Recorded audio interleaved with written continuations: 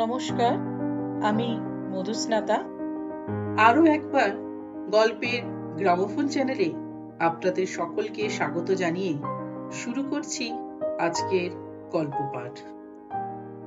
আজ গল্পের গ্রামোফোন চ্যানেলের নিবেদন উপেন্দ্রনাথ গঙ্গোপাধ্যায়ের লেখা গল্প রামের সুমতি।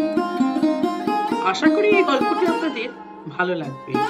যদি আপনাদের আমার এই গল্প পাঠ ভালো লাগে তাহলে অবশ্যই আপনারা আমার এই চ্যানেলটিকে লাইক, শেয়ার এবং সাবস্ক্রাইব করে নেবেন। মহানেত্রে নিদ্রিত হবার কিছু পূর্বে পুত্রবধূ সুভদ্রার প্রতি ক্লান্ত চক্ষু দৃষ্টি নিক্ষেপ করে দ্বিজের মিত্র একান্তে বলেছিলেন, বৌমা, বরেনকে সহ্য করো। ঘাড় নেড়ে সুভদ্রা বলেছিল, নিশ্চয়ই করব বাবা। বরেন তখন অষ্টাদশ বর্ষীয় স্বাধীন যুবক। বছর চারেক লেখাপড়ার সঙ্গে সমস্ত সম্পর্ক চুকিয়ে মাতব্বর বনে বসেছে। আর একমাত্র সহোদর জ্যেষ্ঠ হরেন্দ্রনাথ MA ও আইন পাশ করে বছর তিনেক আলিপুরে ওকালতি করছে। অনিশ্চিত ওকালতি ব্যবসায় সুদুর্লভ ভাগ্যলক্ষ্মী এই অল্প সময়ের মধ্যেই হরেন্দ্রের প্রতি প্রসন্ন হতে আরম্ভ করেছেন। 3 বৎসরে যে পসার সে জমিয়েছে, অনেকের ভাগ্যে সারা জীবনেও তেমন জমে না। চেতলা থেকে মাইল 2 দক্ষিণে আতরপুরে হরেন্দ্রনাথদের বাস। যে সময়ের কথা বলছি, কলিকাতা নগর তখনও স্থাবরতার নিদ্রা হতে জাগ্রত হয়ে দেহ সম্প্রসারণের জন্য চতুর্দিকে দৃষ্টি সঞ্চালিত করতে আরম্ভ করেনি। সুতরাং পথঘাটের অভাবে যানবাহনের সুযোগ থেকে দূরে অবস্থিত ক্ষুদ্র নগণ্য আতরপুর গ্রাম তার নাম মাহাত্ম্য সত্ত্বেও পচা গোবরের দুর্গন্ধ, মশামাছির ভনভনানি, ভেকের মকমকানি আর শ্রীগালের প্রহর গণনার অপকৃষ্টতার মধ্যে কখনো জড়ীভূত।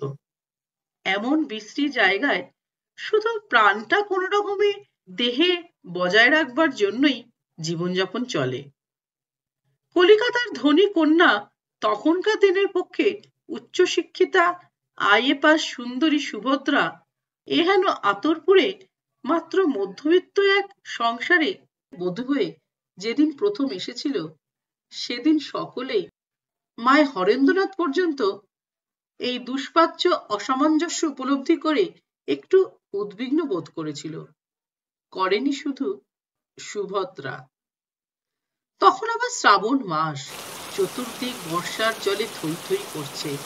কাঁচা উঠানে কেঁচো আর কেন্দ্রর অবারিত কিলিবিলি, নীরবস্বর ব্যাঙের কলরবে আর বৈকাল থেকে শ্রীগালের ডাকে গ্রাম্য নীরবতা বিপর্যস্ত। 2-4 দিন পরে একদিন একটু ভয়ে ভয়ে হরেন সুভদ্রাকে জিজ্ঞাসা করেছিল, আতরপুর তোমার কেমন লাগছে সুভদ্রা? সংক্ষেপে উত্তর দিয়েছিল সুভদ্রা, ভালো লাগছে। এই ব্যাঙ ডাকা, শিয়াল ডাকা সত্ত্বেও? কিন্তু শুধু ব্যাঙ আর শিয়ালই তো এখানে ডাকে না, তুমিও তো ডাকো। সুভদ্রার উত্তর শুনে চক্ষু বিস্ফারিত করে হরেন্দ্র বলেছিল, বলো কি সুভদ্রা, আমিও ডাকি? হাম বাড়াবে নাকি? হরেনের কথায় হেসে ফেলে সুভদ্রা বলেছিল, না না, হাম বাড়াবে ডাকো না, কিন্তু ইশারায় ইঙ্গিতে, এমনকি গলা খাকারি দিয়েও ডাকো। তোমার গলা খাকরি ডাকের সঙ্গে মিশে ব্যাঙের ডাক সুরেলা হয়ে ওঠে। সাহস পেয়ে হাসি মুখে হরেন বলেছিল, তোমার বদান্যতার জন্যে ধন্যবাদ, কিন্তু ধরো তোমার যদি। হরেনের কথা শেষ করবার অবসর না দিয়ে সুভদ্রা বলেছিল, তাহলে এতটা খুশি হতাম না। আচ্ছা, তোমার এই কুণ্ঠা কতদিনে যাবে বলো তো? সম্মুখ সমরে সমীর ঘোষকে পরাজিত করে সুভদ্রা হরণ করেছ, তুমি তো অর্জুন। তোমার এত সংকোচ কিসে? প্রসঙ্গ নির্দেশ করে সুভদ্রা হরণের একটু ব্যাখ্যা করার প্রয়োজন আছে। হরেন্দ্র যখন কলিকাতায় মেসে থেকে MA এবং ল অধ্যয়ন করে, তখন প্রবোধ বসু তার সহপাঠী এবং অন্তরঙ্গ বন্ধু। প্রবোধ সর্বদাই মেসে এসে হরেন্দ্রের সঙ্গে আড্ডা দিত ও তাকে নিজেদের গৃহে নিয়ে যাবার জন্য পীড়াপিড়ি করত। কিন্তু ধনী গৃহের আবহাওয়ায় নিঃশ্বাস ফেলা সহজ হবে না আশঙ্কা করে নানা ছলে ছুতোয় হরেন্দ্র তার উপরোধ অনুরোধ কাটিয়ে দিত। অবশেষে একদিন যখন প্রবোধচন্দ্রের অসুস্থতার সংবাদ বহন করে জোর আহ্বান লিপি এলো, তখন আর ধনী গৃহের নিঃশ্বাসরোধক আবহাওয়ার আপত্তি বজায় রাখা গেল না। রোগীর কক্ষে উপনীত হয়ে হরেন দেখলে শয্যার উপর সোজা হয়ে বসে প্রবোধ একটি যুবক আর একটি তরুণীর সঙ্গে বাক্যলাপে রত। লক্ষণ থেকে রোগটা সাংঘাতিক মনে হলো না। পরিচয় পেয়ে জানলে তরুণীটি প্রবোধের ছোট বোন সুভদ্রা, আয়ে পরীক্ষাদাতা ছাত্রী, এবং যুবকটি প্রবোধের বন্ধু সমীর ঘোষ, ধনকুবের শিশির ঘোষের একমাত্র পুত্র। ISC পরীক্ষায় 12 ফেল করে 3 পুরুষের পৈতৃক কারাবারে বসতে আরম্ভ করেছে। উপস্থিত অফিস তাকে মাসিক ভাতা দিচ্ছে 750 টাকা। কথায় কথায় সে কথাও জানা গেল। বিলম্বিত পরিচয় হরেন আরো জানতে পেরেছিল পৈতৃক কারবার থেকে তাড়াতাড়ি বিদায় নিয়ে সমীর প্রায় প্রতিদিন প্রবোধদের বাড়িতে হাজিরা দেয়। বলা যেতে পারে সেও অপর এক কারবারেরই তাগিদে। এ পর্যন্ত সে কারবারে সমীর ঢেলেই চলেছে। প্রত্যাগমের বিশেষ কিছু লক্ষণ দেখা যাচ্ছে না। তবে সুভদ্রার বাপ ও মার, বিশেষত মার, এ বিষয়ে জোর পৃষ্ঠপোষকতা আছে বলে ভরসা হয়ে শেষ পর্যন্ত কারবারে লক্ষ্মী লাভ হতে পারবে। ঘণ্টা 2 অবস্থানের পর হরেন বিদায় চাইলে প্রবোধ জিজ্ঞাসা করেছিল, কাল আসছিস তো হরেন? অকারণ একটু বিবেচনা করার অভিনয় করে হরেন উত্তর দিয়েছিল, কাল? আচ্ছা, আসবো। পরদিন বৈকালে কথা মতো হরেন ঠিক উপস্থিত হয়েছিল। সমীর কিন্তু সেদিন আসতে পারেনি। দ্বিতীয় দিনে 3 জনের আড্ডা দেখতে দেখতে যেমন জমে উঠেছিল, প্রথম দিনে 4 জনও তেমন জমাতে পারেনি। বিদায় গ্রহণের জন্য হরেন উঠে দাঁড়ালে দেখা গিয়েছিল আড্ডার চাকার মসৃণতার গুণে 3 ঘন্টা কাল অজ্ঞাতসারি অতিবাহিত হয়েছে। হরেনকে এগিয়ে দিতে গিয়ে সুভদ্রা জিজ্ঞাসা করেছিল, কাল বৈকালে আসছেন তো? হরেন উত্তর দিয়েছিল, আসছি নে বলবার ঠিক জোর পাচ্ছি নে। সুভদ্রা বলেছিল, আপনাকে আমাদের বাড়ি নিয়ে আসবার জন্যে দাদা তো সর্বদা টানাটানি করতেন, তখন কেন আসতেন না বলুন তো? এক মুহূর্ত চিন্তা করে হরেন বলেছিল, সুভদ্রা এই বাড়িতে থাকে জানতাম না বলেই বোধহয়। হাসি মুখে সুভদ্রা উত্তর দিয়েছিল, আমি কিন্তু জানতাম আপনি মেসে থাকেন। আপনার বিষয়ে দাদার মুখে আমার এত কথা শোনা আর জানা ছিল যে কাল যখন আপনি এসেছিলেন আপনাকে একটু অজানা মনে হয়নি। এরপর এই প্রসঙ্গে আর কিছু বলা নিষ্প্রয়োজন। সুভদ্রার শ্বশুর দ্বিজেন্দ্রনাথ ছিল একজন সেকেলে নামজাদা হেডমাস্টার।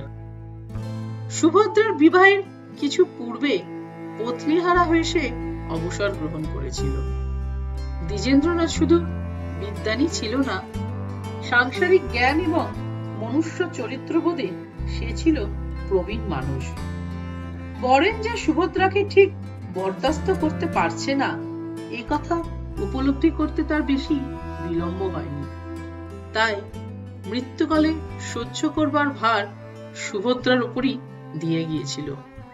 সুভদ্রার উদার চিত্ততা এবং কর্তব্য পরায়ণতার যে পরিচয় সে পেয়েছিল, তার দ্বারা সে বিশ্বাস করত উদ্ধত এবং দুর্দম বরেনকে মানিয়ে নিয়ে চলবার তিতিক্ষা সুভদ্রার আছে।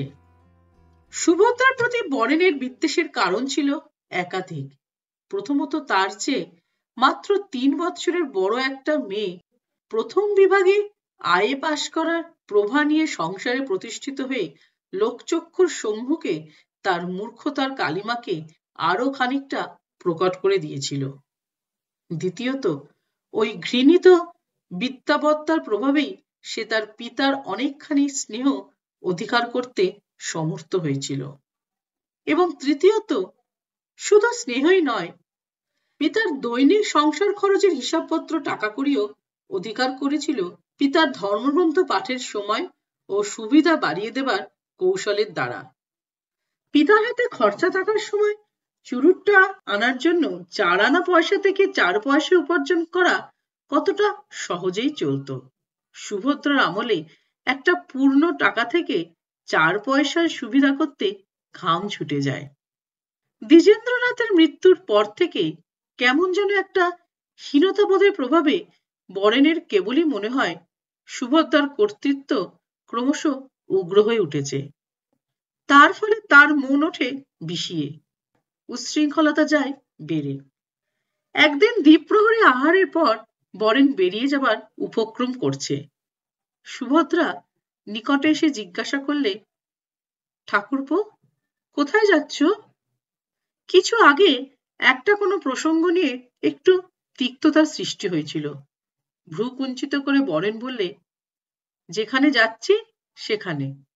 আচ্ছা, সেখানেই যেও, কিন্তু লক্ষ্মী ভাই, যাবার আগে একটা কথা শোনো। কথা না হুকুম? না, হুকুম নয়, কথায়। বুদ্ধির তো অভাব নেই তোমার। আচ্ছা, এই উদ্দেশ্যহীন জীবন ছেড়ে দিয়ে একটু লেখাপড়ায় মন দাও না। বরেন হেসে উঠল। লেখাপড়ায় মন দেব? লেখাপড়া হবে আমার বলে তুমি বিশ্বাস করো? কেন হবে না? তোমার দাদার কেমন করে হয়েছে? দাদার কথা ছেড়ে দাও। দাদার মাথার উপর বাপ মা ছিল, আমার কে আছে? কেন? তোমার দাদা আছেন, আমি আছি। লোকে কথায় বলে বড় ভাই বাপের মতো। বরেনের মুখে ক্রূর হাসি ফুটে উঠল। বললে, বড় ভাই বাপের মতো না হয় মানলাম, কিন্তু কিছু মনে করো না, সংসারে যে সৎমার মতো বড় ভাজও আছে। শান্ত কণ্ঠে সুভদ্রা বললে, পরীক্ষাই করে দেখো না একবার সৎমাকে। বোধহয় সৎমাকে খুব অসৎ বলে মনে হবে না। কখনো কখনো সৎমা আপন মার চেয়েও সৎ হয়। কোনো উত্তর না দিয়ে বরেন মুখ গোঁজ করে রইল। সুভদ্রা বললে, তোমাকে আমি স্কুলে ক্লাস 7-এ নাম লিখিয়ে পড়তে বলছি নে। তোমার দাদা ব্যস্ত মানুষ, সময় নেই। আমি তোমাকে যত্ন করে পড়াতে পারি ঠাকুরপো। তুমি তুমি পড়াবে? যদি পড়তেই হয় এমএ পাস কোনো লেখাপড়া জানা লোকের কাছে পড়বো? তুমি আইএ পাস মেয়ে ছেলে, তুমি কি পড়াবে? সুভদ্রার মনে পড়ে গেল রবীন্দ্রনাথের কাঁসার ঘটির অনুযোগ। খুব, তুমি কেন খুড়া হলে না সাগর?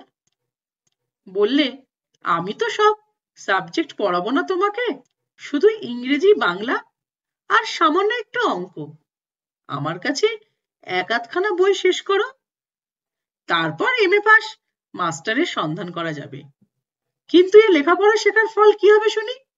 মোটা ভাত, মোটা কাপড় আর 15 টাকা মাস মাইনে তোমাদের মুহুরিগিরি তো। চকিত ভাবে সুভদ্রা জিজ্ঞাসা করলে, তোমাদের মুহুরিগিরি মানে? বরেন বললে, আচ্ছা, তোমার স্বামীরই না হয় হলো। কিছু মনে করো না ঠাকুরপো, তোমার কথার উত্তরে একটা কথা জিজ্ঞেস করি। আমার স্বামীকে বাদ দিয়ে এই মোটা ভাত, মোটা কাপড় আর মাসিক 15 টাকা মাইনে উপার্জন করবার মতো শক্তি তোমার আছে তো? আছে। এই বাড়ির অর্ধেক অংশ বিক্রি করে আমি ব্যবসা করতে পারি। এর বিরুদ্ধে অনেক কথা বলবার আছে, কিন্তু সেসব কথা উপস্থিত বাদ দিয়ে একটা কথা তোমাকে জিজ্ঞেস করি। এই ভদ্রাসন বাড়ি, মায়ের জমি, বাগান, পুকুর সমস্ত 3000 টাকায় ছোট ঠাকুরজির বিয়ের দেনায় বাধা আছে, তা জানো? সে টাকা দাদা শোধ করবে। সে টাকা দাদা শোধ করলে সমস্ত বাড়িটা দাদার হয়ে যাবে। অর্ধেক অংশ তোমার হতে হলে ১,৫০০ টাকা তোমাকে শোধ করতে হবে। বরেন খেকিয়ে উঠল। আইন দেখাচ্ছ আমাকে? তোমাদেরও আইন দেখাবার লোক আমার আছে। সুভদ্রা বললে, তাও জানি। মহা আইনজ্ঞ বিষ্টু হাজরা তোমার পরামর্শদাতা। সাবধান ঠাকুরপো, সর্বনেশের লোক ওই বিষ্টু হাজরা। গাছে তুলে দিয়ে মই কেড়ে নেবে। কি দরকার ভাই বিষ্টু হাজরার পরামর্শে? বাড়ির মধ্যে এমন একজন উদার হৃদয় আইনজ্ঞ থাকতে। চক্ষু কুঞ্চিত করে বরেন বললে, ও তুমি বুঝি তাহলে আজ রং চড়িয়ে এসব কথা দাদাকে লাগাবে? সুভদ্রা হেসে ফেললে। এত কম বোঝো ঠাকুরপো? এটুকু বুদ্ধিও তোমার নেই? আমি যদি লাগাতাম তাহলে তোমাকে প্রতিদিনই কিছু না কিছু কৈফিয়ত দাদার কাছে দিতে হতো। একদিনও দিয়েছ কি? বরেন বললে, লাগাও তুমি, কিন্তু দাদা তোমার কথা বিশ্বাস করে না। খোকাকে দুধ খাওয়াবার সময় হলো, আমি চললাম ঠাকুরপো বলে সুভদ্রা প্রস্থান করলে। ২-৪ দিন অন্তর এইরকম একটা না একটা খিটিমিটি চলতেই লাগলো। মাস দিনের পরের কথা, ছুটির দিন। সন্ধ্যার পরে হরেন বেরিয়ে বাড়ি ফিরছে। বিষ্ণু হাজরা তার বাড়ির দাওয়ায় বসে তামাক খাচ্ছিল। হরেনকে দেখতে পেয়ে তাড়াতাড়ি নেমে এসে বললে, হরেন, তোমার সঙ্গে একটা কথা ছিল বাবা। বিষ্ণু হাজরা যে তার বিরুদ্ধে বরেনকে উত্তপ্ত করার সৎকার্যে আত্মনিয়োগ করছে সে কথা হরেনের অবিদিত ছিল না। নীরস অনুৎসুক কণ্ঠে বললে, কি কথা? একটু দাওয়ায় গিয়ে বসবে? আগে না, দাঁড়িয়ে দাঁড়িয়ে শুনি। এদিক ওদিক তাকিয়ে দেখে অকারণ কণ্ঠস্বর খানিকটা নিচু করে নিয়ে বিষ্ণু হাজরা বললে, ছোড়াটার যা হয় একটা গতি করো বাবা। রুক্ষ কণ্ঠে হরেন বললে, ছোড়াটাকে? তোমার ভাই বরেনের কথা বলছি। তা ছোড়া বলছেন কেন? এই বেমক্কা অসুবিধাজনক প্রশ্নে একটু বিব্রত হয়ে এক মুহূর্ত নির্বাক থেকে বিষ্ণুচরণ বললে, আমার কাছে এসে কান্নাকাটি করে, মায়া হয় ওর ওপর, তাই বলছি। দেখুন, আপনার মায়া হয়, আমার কিন্তু হয় না, সুতরাং আপনি ওর গতি করুন। প্রস্তাব শুনে চকিত কণ্ঠে বিষ্ণুচরণ বললে, আমি আমি কি গতি করব? সহজ সুরে হরেন বললে, কেন? পার্টিশন স্যুট আর অ্যাকাউন্ট স্যুট দায়ের করা থেকে আরম্ভ করে সম্পত্তি আর টাকা পাইয়ে দেওয়া পর্যন্ত সব। শুনুন হাজরা মশাই, একটা স্পষ্ট কথা আপনাকে বলি। আতরপুর থেকে আলিপুরে ওকালতি করা খুবই কষ্টকর ব্যাপার। মাঝে মাঝে মনে করি ভবানীপুরে কিংবা কালীঘাটে বাসা ভাড়ে নিয়ে উঠে যায়। শুধু গ্রামটার প্রতি মায়াবশত পারি নে। কিন্তু আর নয়, কালই আমি ভবানীপুরের দিকে বাড়ি ভাড়া নেবার ব্যবস্থা করছি। বাসা পেলেই বরেনকে এখানকার বাড়ি ঘরদোর বাগান জমি জমা সব ছেড়ে দিয়ে মাস দুয়েকের খরচা দিয়ে আর আপনাকে ওর মুরব্বী হওয়ার পরিপূর্ণ সুযোগ দান করে সপরিবারে আমি চলে যাব। বিষ্ণুচরণ খ্যাক করে উঠল, আমি ওর মুরব্বী হতে যাব কেন? আপনার ওর প্রতি মায়া পড়েছে আর আপনি ওর গতি করবেন বলে। কিন্তু আমিও তোমাকে বলছি। বিষ্ণুচরণকে কথা শেষ করতে না দিয়ে হরেন বললে, আগে আমাকে কথা শেষ করতে দিন। ২ মাস পরে যখন দেখবে শ্যাম ভবানীপুরে সরে পড়েছে আর কুল রাখবার কোনো ব্যবস্থাই আপনি করছেন না, তখন সাংঘাতিক ভাবে ও আপনার উপর চড়াও হবে। একটা হিত কথা শুনবেন হাজরা মশাই? কোনো উত্তর না দিয়ে বিষ্ণু হাজরা তীক্ষ্ণ নেত্রে হরেনের প্রতি তাকিয়ে রইল। আমাদের আতরপুরের সম্পত্তি এখন ঝাঁঝরা মৌচাক, এক ফোঁটা মধু এ থেকে নিগড়ে বার করবার উপায় নেই। কর্কশ কণ্ঠে বিষ্ণু বললে, কেন? কানায় কানায় দেনাই ভরা। তুমি সম্পত্তি দেনা থেকে মুক্ত করনি কেন? সেটা একান্তভাবে আমার খুশি বলে। কিন্তু বাবা, শহরে নিজের স্ত্রীর নামে জমি কিনছো, আর এদিকে নাবালক ভাইয়ের সম্পত্তি দেনায় ডুবিয়ে রেখেছ। এ খুশি তো ভালো খুশি নয়, আর এ কাজও পাকা কাজ নয়। আইনের উপদেশ আমি আপনার কাছ থেকে পরে নেব। আপাতত একটা কথা বলি। ধর্মগ্রন্থ পড়বেন? কিছু বই পাঠিয়ে দেব, রামায়ণ, মহাভারত, গীতা। ফোঁস করে উঠল বিষ্ণু, তুমি আমাকে অপমান করছো হরেন। এ কথা আপনি ঠিকই বলেছেন। ধর্মগ্রন্থ পড়বার অনুরোধ করলে আপনাকে অপমান করাই হয় বলে হরেন দ্রুত পদে প্রস্থান করলে। গৃহে পৌঁছে একটু উত্তেজিত ভাবেই সে সুভদ্রাকে বললে, না সুভদ্রা, আর এখানে আমাদের থাকা চলবে না। কালই আমি ভবানীপুরে কিংবা কালীঘাটে বাসা দেখে দেবার জন্য বন্ধুদের অনুরোধ করে আসব। ঈষৎ চিন্তিত হয়ে সুভদ্রা বললে, কেন, আবার কি হলো? পথে বিষ্ণু হাজরার সঙ্গে যা ঘটেছিল আনুপূর্বিক সকল কথা বলে হরেন বললে, না, এ অসহ্য হয়েছে। এ দূষিত হাওয়া ছেড়ে যেতেই হবে। কিন্তু তাই বলে ঠাকুরপোকে এখানে ফেলে রেখে? তোমার ঠাকুরপোর অশিষ্টতাও ক্রমশ অসহ্য হয়েছে, ওর একটু শিক্ষা হওয়া দরকার। ওকে দূরে রাখলে শিক্ষা হবে না, কাছে রাখলেই হয়তো হতে পারবে। তাহলে কাছেই রাখো। ধন্য তোমার সহ্য শক্তি সুভদ্রা।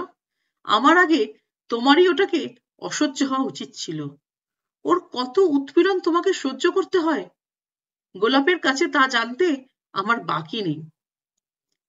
গোলাপ সংসারে পুরনো ঝি। রুষ্ট কণ্ঠে সুভদ্রা বললে, গোলাপ বুঝি ঠাকুরপোর নামে তোমার কাছে লাগায়? মাথা নেড়ে হরেন বললে, না না, ঠাকুরপোর নামে লাগাবে কেন? তোমার দুঃখের কথা আমাকে জানায়। আমার দুঃখের কথা গোলাপ কি জানে যে তোমাকে জানাবে? হাসি মুখে হরেন বললে, সে কথা সত্যি। আমি যখন জানি নে, গোলাপ কি করে তা জানবে? সে কথার কোনো উত্তর না দিয়ে সুভদ্রা বললে, বাবার এত স্বাদের বাগান, পুকুর, ভদ্রাসন, এ আমি সহজে ছেড়ে যাব না। বাবার মৃত্যুর 1 বৎসরের মধ্যে তো কোনো বিষ্টু হাজরার জন্যে নয়।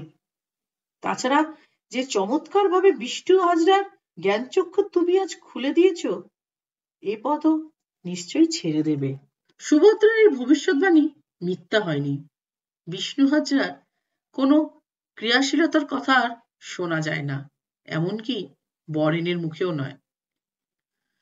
বিষ্ণু হাজরার জটিলতা শেষ হলেও বরেনের মতিগতির বিশেষ পরিবর্তন দেখা গেল না। এমনকি দ্বিজেন্দ্রনাথের মৃত্যুর বছর দেড়েক পরে তার উচ্ছৃঙ্খলা পুনরায় এক নূতন পথ ধরে সজোরে মাথাচাড়া দিয়ে উঠল। বেলা 10টা। আদালত যাবার জন্য প্রস্তুত হয়ে হরেন সুভদ্রাকে জিজ্ঞাসা করল, বড়া এসেছে? মাথা নেড়ে সুভদ্রা বললে, না। তারপর কতকটা যেন নিজেকেই বলতে লাগলো, সেই কাল দুপুরে দুটো ভাত মুখে দিয়ে বেরিয়েছে, আর আজ এতটা বেলা পর্যন্ত দেখা নেই। যাত্রা শুনতে হবে তো দুপুর বেলায় বা যাওয়া কেন?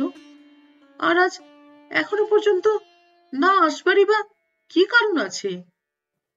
বিরক্তিসূচক কণ্ঠে হরেন বললে, ইদানিং ও আবার বাড়াবাড়ি লাগিয়েছে।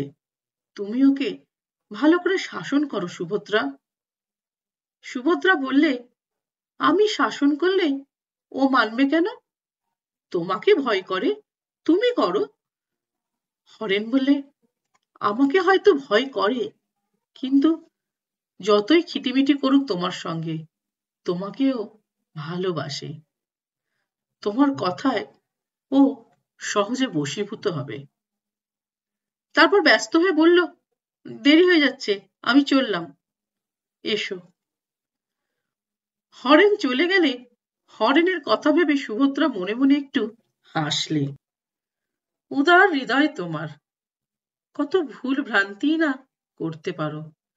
শ্বশুর ছিলেন বিচক্ষণ মানুষ, তিনি বুঝেছিলেন কোথায় গলদ, তাই শেষ সময় অনুরোধ করে গেছেন ঠাকুরপোকে সহ্য করতে। প্রতিশ্রুতি যখন দিয়েছি শেষ পর্যন্ত সহ্য করব, কিন্তু মাসখানেকের মধ্যে যেসব ঘটনা ঘটেছে তার কিছুটাও যদি জানতে, তাহলে অমন করে ভালোবাসার কথা তুলতে পারতে না।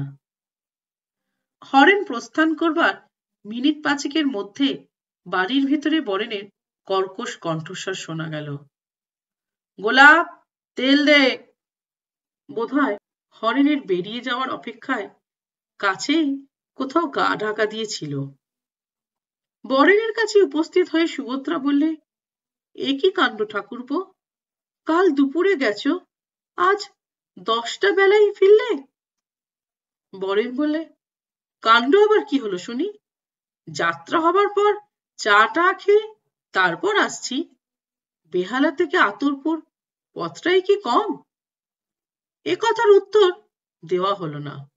হঠাৎ বরেনের মুখ ভালো করে লক্ষ্য করে চকিত কণ্ঠে সুভদ্রা বলে, এ কি ঠাকুরপো, যাত্রায় তুমি সেজেছিলে নাকি?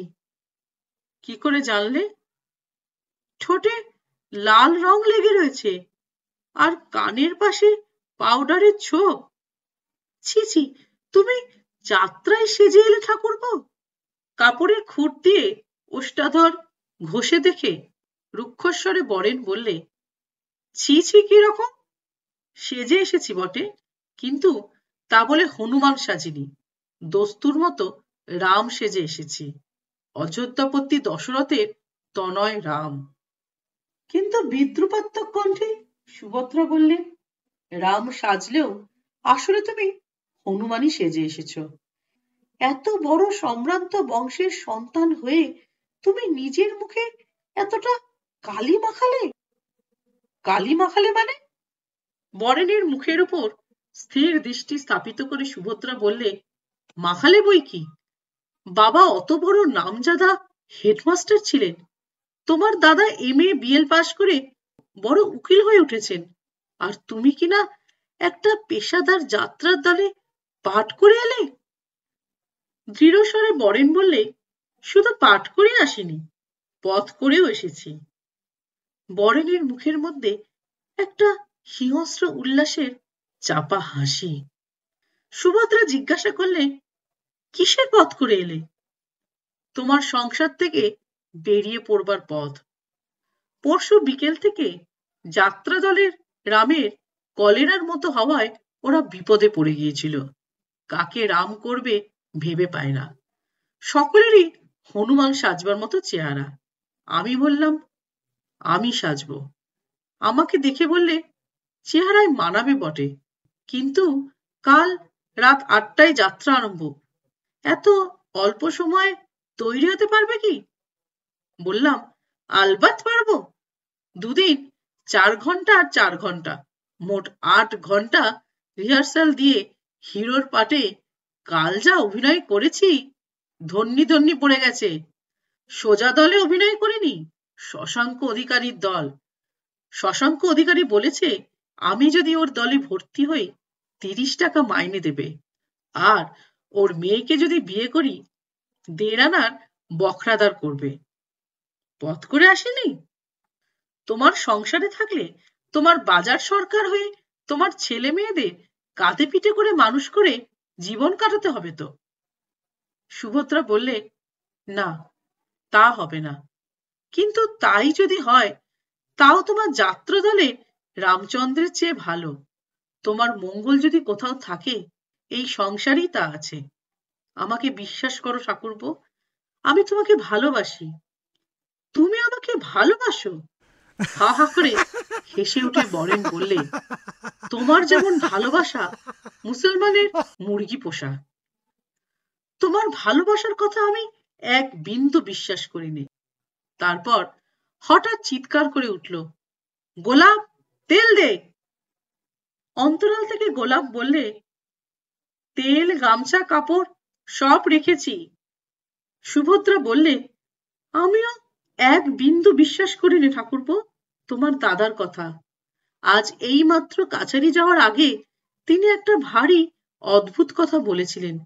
বলেছিলেন, তুমি নাকি আমাকে ভালোবাসো। শুনে আমি মনে মনে হেসে বাঁচিনি। যে আমাকে সৎমা মনে করে, যে মনে করে আমি তাকে মুহুরি বানাবার চেষ্টায় আছি, শোনো কথা, সে আমাকে ভালোবাসে। সে তো অহরহ আমার মৃত্যু কামনা করে। আমি মারা গেলে মুখে একগাল পান ঠুসে যে আমাকে খাটে তুলে পুড়িয়ে এসে বলবে, আপদ বিদেই হলো, তোমার দাদা বলেন সে আমাকে ভালোবাসে। সহসা ঝরঝর করে এক রাশ জল সুভদ্রার দুই চক্ষু থেকে বৃষ্টি ধারার মতো ঝরে পড়ল। তাড়াতাড়ি আঁচলে চোখ মুছে অপ্রতিভভাবে সে বললে, তুমি কিছু মনে করো না ঠাকুরপো, এ চোখের জল তোমার কোনো কথার জন্যে নয়, এ তোমার দাদার কথার জন্যে। কি অদ্ভুত কথাই না বলে গেলেন তিনি। যাও, তুমি স্নান করো গে। ধীরে ধীরে সুভদ্রা অন্যদিকে চলে গেল। বেলা তখন 2টো। একটি ছেলে আর একটি মেয়েকে নিয়ে সুভদ্রা তার ঘরে শুয়ে আছে। দরজায় ধাক্কা পড়ল। তাড়াতাড়ি উঠে দৌড় খুলে সুভদ্রা দেখে বরেন দাঁড়িয়ে আছে। কি ঠাকুরপো? বরেন বললে, বেহালায় চললাম, ওদের সঙ্গে ব্যবস্থা যদি হয়ে যায়, মাস 4-5 না আসতেও পারি। ওর সঙ্গে দেখা করে যাবে না? না, তুমি বলে দিও। সুভদ্রা বললে, এই যে তোমার অন্যায় আচরণ, অকারণে আমাদের ছেড়ে চলে যাওয়া, এও আমি সহ্য করব, কারণ বাবা তোমাকে সহ্য করবার আদেশ দিয়ে গেছেন আমাকে। চকিত কণ্ঠে পরেন বললে, বাবা তোমাকে আদেশ দিয়ে গেছেন? কবে? শেষ দিনে। এক মুহূর্ত চুপ করে থেকে বরেন বললে, বাবা তাহলে তোমাকে চিনতে পেরেছিলেন? হ্যাঁ, পেরেছিলেন। একটু মিষ্টি আর জল খেয়ে যাও ঠাকুরপো। মাথা নেড়ে বরেন বললে, না, খাবার এখন কোনো দরকার নেই, বলে গমনোদ্যত হলো।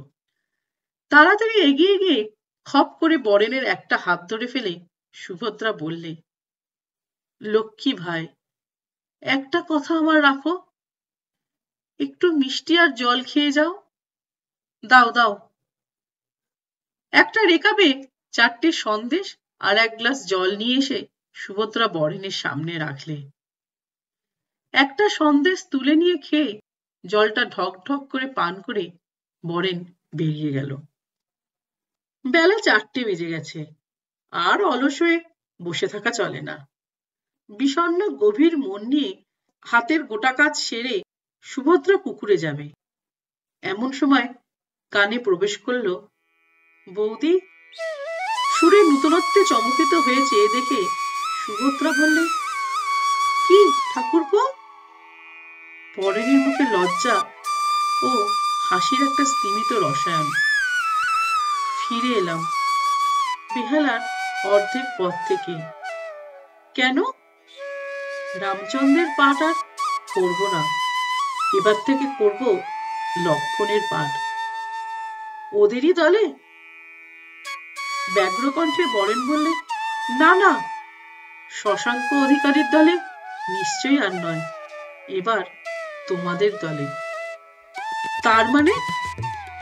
তার মানে দাদা হবে রামচন্দ্র, তুমি হবে সীতা, আমি লক্ষণ, আর আমাদের এই সংসার হবে অযোধ্যা নগর। সুভদ্রার মুখ উল্লসিত হয়ে উঠল। সত্যি? সত্যি। আচ্ছা বৌদি, তুমি লেখাপড়া যারা পাশ করা শক্ত মেয়ে, তুমি বকবে, ঝোঁকবে, তর্ক করবে, তখন তুমি অমন করে কাঁদলে কেন বলো দেখি? বেহালার পথে যেতে যেতে যতবার তোমার কথা মনে পড়ে দেখি তুমি কাঁদছো। আবার আবার আবার সেই কাণ্ড।